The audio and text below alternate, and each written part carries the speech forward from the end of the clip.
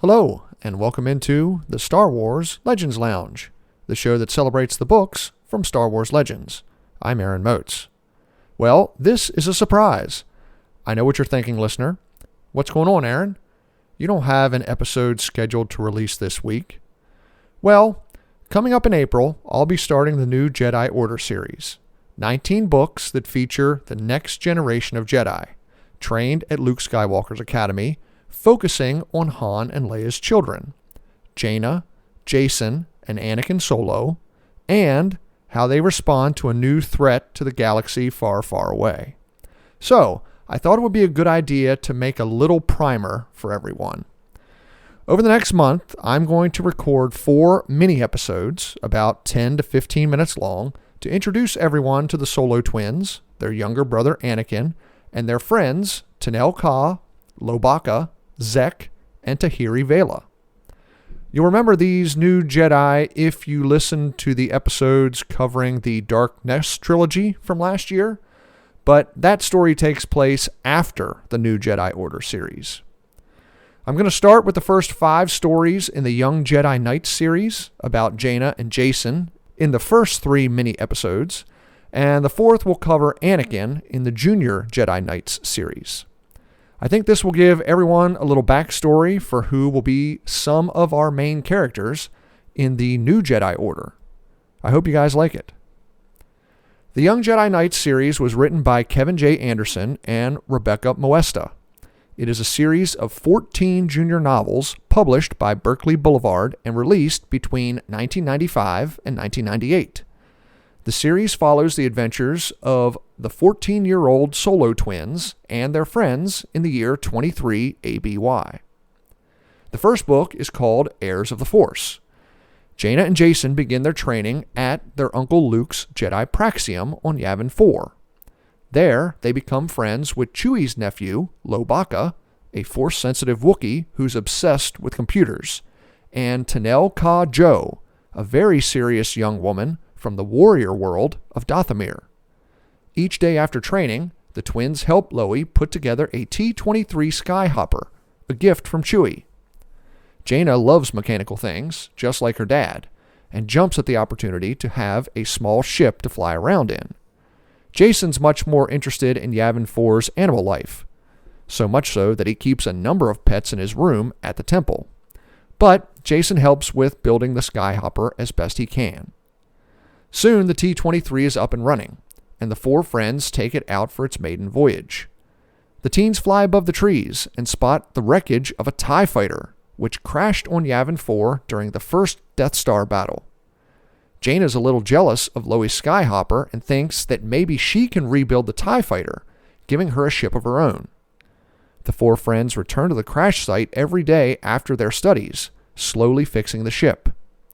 After a few weeks, Jaina and Loie get the TIE fighter in working order, but Jaina wants to add something to it, a small hyperdrive that she's got back in her room. Jaina installs the hyperdrive and steps back to admire her work. A working TIE fighter. A little beat up maybe, but it does work. Her own ship. Just as Jaina prepares to fire up the engines, the 4 friends are surprised by the TIE pilot, a man named Coral, who survived the crash landing 23 years ago. Coral pulls a blaster on the 4, but he can't cover them all. Lobaka and Tenel Ka flee in opposite directions and run into the woods. But Coral captures the Solo twins.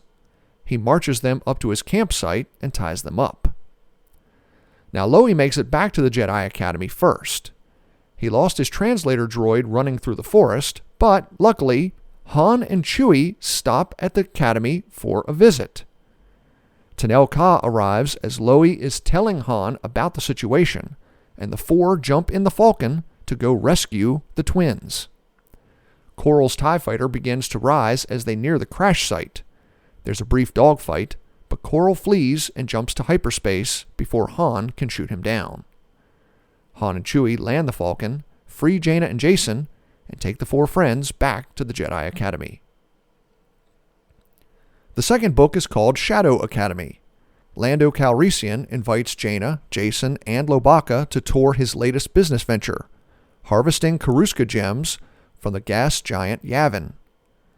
Lando's station is attacked by Imperials who kidnap the young Jedi Knights and take them back to the Shadow Academy, a cloaked Imperial school designed to train Dark Jedi. The Academy is run by one of Luke Skywalker's former students, a man named Brackus, and his lieutenant, a woman named Tamith Kai. Brackus puts the three friends through a series of dangerous, painful tests designed to make them tap into the dark side of the Force. He even allows them to train with lightsabers. First, he pits them against remotes, then against droids, and finally against each other. The young Jedi pass Brackus' tests, but refuse to use the dark side. Their refusal angers Brackus, but he remains patient. Soon, he tells them, they'll join his ranks and serve the new Imperial leader. Meanwhile, Luke Skywalker and Tenel Ka search for Loey and the twins. They head to Dathomir to find out more about Tamith Kai, a Night Sister. The two arrive at the village for the Singing Mountain clan and speak with Tenel Ka's great-grandmother, Ogwyn. They learn that the Empire is using the Night Sisters to recruit Force sensitives for their Shadow Academy. Luke and Tenel Ka don disguises, pass the Night Sisters' tests, and head off to the Shadow Academy to rescue their friends. Back at the Shadow Academy, Jacen breaks out of his cell. He frees Jaina and Loey from their rooms, and the three head to the launch bay to try and steal a ship. Luckily for them, the shuttle carrying Luke and Tenel Ka arrives. Together, Luke and the four young Jedi defeat the Imperials, steal the shuttle, and escape back to Yavin 4. Book 3 is called The Lost Ones. The four young Jedi take a break from their studies to visit Coruscant. They stay with Jaina and Jacen's family, living in luxury in the former Imperial Palace, in the apartments of their mother, Chief of State Leia Organa Solo. One day, Jaina and Jacen introduce Loey and Tenel Ka to one of their friends, an orphan named Zek, who's a few years older than they are, and who lives in the lower levels of Coruscant. Jaina invites Zek to a banquet Leia is hosting that evening. He accepts, but embarrasses himself during the dinner. Zek apologizes and quickly leaves before Jaina can stop him. Zek returns to the Undercity, where he and a group of orphan boys are approached by Brackus and Tamith Kai. Brackus tests Zek, who proves to be Force sensitive. Brackus then manipulates Zek into joining him at the Shadow Academy, saying that if the Solo twins had really been Zek's friends, they would have sensed his Force abilities and asked their Uncle Luke to train him. Angry at himself and the twins, Zek agrees to join the Shadow Academy. His departure leaves the four young Jedi feeling guilty, and they return to Yavin 4 to prepare for whatever the Shadow Academy's next move is. Book 4 is called Lightsabers, and it's my favorite story in the Young Jedi Knights series.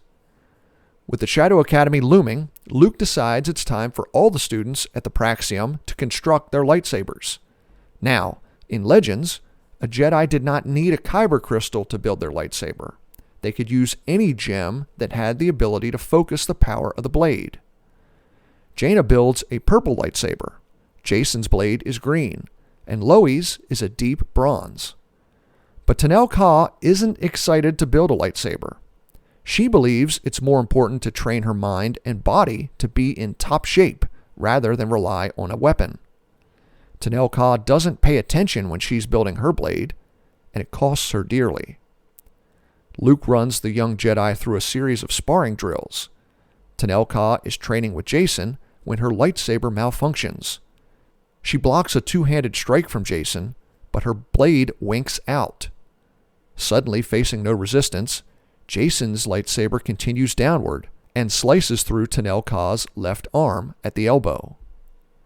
Following the accident, a strange shuttle arrives and picks up Tenel Ka. When Jacen and Jaina ask their uncle what is happening, Luke says Tenel Ka's family decided to take her home for recovery. But don't worry, Luke says. The young Jedi will see her again soon, because Luke decides to take Loey and the twins to visit Tenel Ka. and to show them who their friend really is. When the three young Jedi drop out of hyperspace, they're shocked to find themselves in the Hapes cluster, orbiting the planet Hapes itself. The three are confused. They thought Tenel Ka was from Dathomir. Luke explains that yes, Tenel Ka's mother is Dathomiri, but her father is Hapan. Tenel Ka is actually the heir to the throne of Hapes, the daughter of Queen Mother Teneniel Jo of Dathomir and Prince Isolder. Luke says Tenel Ka kept her full background a secret because she did not want anyone at the Academy to think that she had received special treatment because she was a princess. Tenel Ka invites her friends to stay with her at the royal palace. Her parents are away on a diplomatic mission, but her grandmother is there, the former Queen Mother, Ta'a Chum, a sharp, scheming woman who's obsessed with maintaining her family's power. Ta'a Chum wants Tenel Ka to leave the Jedi Praxium and return to Hapes to learn what she'll need to eventually rule the system. One night, a bomb goes off in the palace. Luckily, nobody's hurt in the blast, but Ta'a Chum sends the four friends to an island retreat while she investigates the incident.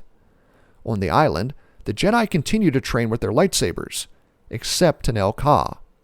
She tells Jason the accident that took her arm was not his fault. It was hers. It was her hubris, thinking that the construction of her lightsaber didn't really matter. The friends begin to theorize about the bombing incident when they're attacked again. They escape, leading their pursuers through a field of carnivorous seaweed and head back to the palace. They return to find Ta'a Chum ordering the arrest of one of her top aides, a woman who took advantage of the trip Tenel Ka's parents had taken to try to eliminate the rest of the royal family. When the four young Jedi return to Yavin 4, Tenel Ka constructs a new lightsaber, using a Rancor tooth from Dathomir for the hilt and the gem from her Hapan crown to focus the turquoise blade. The fifth book is called Darkest Night, and that's night spelled Knight. At the Shadow Academy, Zek's education continues. He advances quickly, using the dark side to grow powerful. Brachus pits Zek against his other star pupil, Villas. The two will fight to the death over the honor of leading the Shadow Academy in an attack on Kashyyyk. Villas gets the upper hand, disarms Zek, and prepares to strike. But Zek sends his lightsaber flying through the air and cuts Villas in two. Meanwhile, our four friends travel to Kashyyyk to witness the coming-of-age trial for Lobaka's younger sister, Sirakuk. The trial involves descending to the forest's dangerous lower levels to harvest silk from the deadly Cyrene plant. It's a test Loey passed a year ago, but one their friend Rabakish never returned from. When the Empire attacks Kashyyyk, Brachus orders Zek to kill the Zolo twins. Zek leads two Night Sisters and a band of stormtroopers, chasing the young Jedi through the Masasi forest. But our heroes are saved by the terrors of the lower levels. They pick off the stormtroopers one by one, and Jason uses his empathic powers with animals to coax a huge slug-like monster to swallow one of the Night Sisters. But the other Night Sister gets the jump on them, attacking from above and tackling Sirakuk. The two tumble into the open petals of a Cyrene plant, which snap shut, trying to eat them. Quickly, Loey, Jason, and Tenel Ka pull open the petals and free Sirakuk, who emerges from the carnivorous flower holding the silk she harvested. His forces defeated, Zek escapes back to the Shadow Academy, expecting Brachus to punish him. But Brachus has something else on his mind, because while Zek was away, the new Imperial leader arrived at the Shadow Academy, a clone of Palpatine, the Emperor reborn. Thanks for listening to this first mini-episode of the Star Wars Legends Lounge. I hope to have the second one available soon. And don't forget, the next regular episode of the podcast is coming up on March 17th. That's Labyrinth of Evil by James Luceno. Until then, thanks again for tuning in to the Star Wars Legends Lounge. I'm Aaron Moats. May the Force be with you. And remember, there's always a bit of truth in Legends.